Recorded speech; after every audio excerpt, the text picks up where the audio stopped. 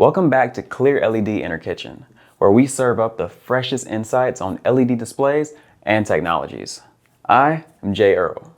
Today, we're diving into a crucial topic, choosing the perfect LED display for your needs. First up, let's talk about location and environment. There is a list of questions we must ask ourselves before choosing an LED screen. Where will the LED display be installed? Is it indoors or outdoors? Will it be exposed to extreme weather conditions? Will the screen be under extreme hot and humid weather?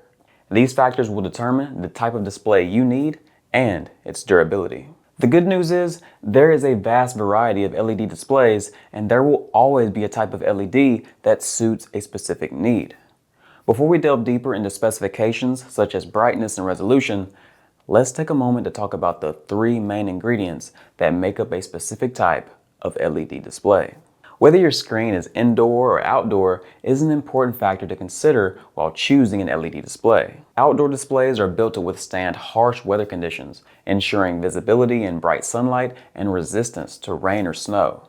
Indoor displays are designed for controlled environments, providing vibrant colors and high contrast ratios, suitable for indoor settings like retail stores, conference centers, or sports arenas. Whether the screen is semi-transparent or a solid screen also affects your options. Semi-transparent screens offer a unique see-through effect, ideal for creating striking visual displays in venues like shopping malls or airports. Solid screens, on the other hand, offer seamless and uniform visuals, making them suitable for applications where clarity and precision are important, such as corporate lobbies or command centers. Lastly, LED displays can be categorized as fixed or rental types. Fixed installations are permanent fixtures, commonly found in stadiums, theaters, or outdoor advertising displays.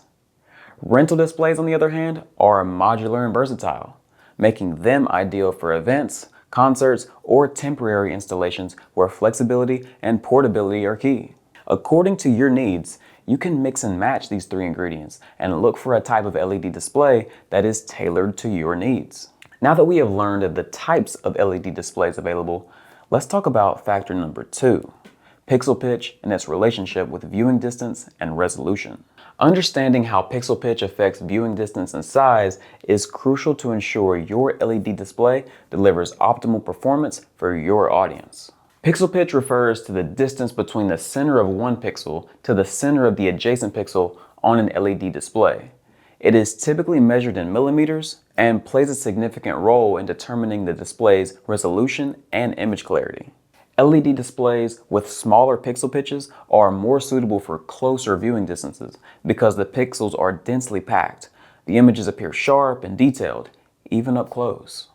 It is typically used for applications where viewers are close to the screen, such as indoor advertising displays or interactive installations. On the other hand, larger pixel pitch displays are more suitable for applications where viewers will be further away, such as outdoor billboards or stadium screens. While the resolution may be lower, these displays still deliver impactful visuals from a distance. It is a common misconception that smaller pixel pitches directly translate to higher resolution. This is only true when we are comparing two screens of the same size. When the compared screens have different sizes, the screens could have the same resolution even with different pixel pitches. By understanding the relationship between pixel pitch, viewing distance, and resolution, you can make an informed decision to ensure your LED display meets the needs of your audience and environment.